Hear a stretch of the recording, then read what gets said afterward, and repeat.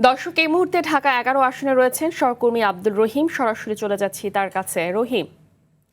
রহিম, নির্বাচনী প্রচার প্রচারণার কি খবর আছে আপনার কাছে জানাবেন এবং সাধারণ মানুষের উৎসাহ উদ্দীপনা জানাবেন।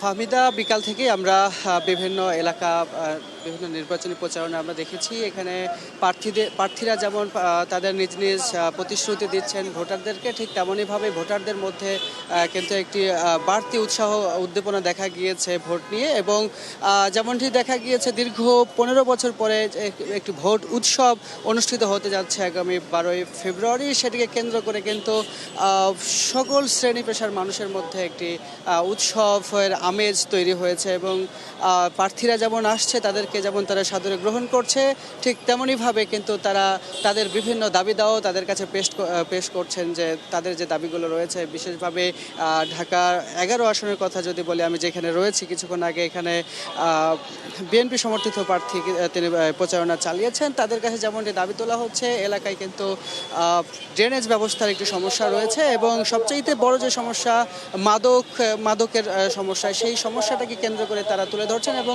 তারা যেমন প্রত্যেকটি প্রার্থী প্রতিশ্রুতি দিচ্ছেন এলাকায় যুবকদেরকে শক্তিতে রূপান্তর করে তাদেরকে কাজে লাগাবেন এবং ড্রেনেজ ব্যবস্থাগুলো তারা সঠিকভাবে মূল্যায়ন করবেন বলে তারা জানাচ্ছেন।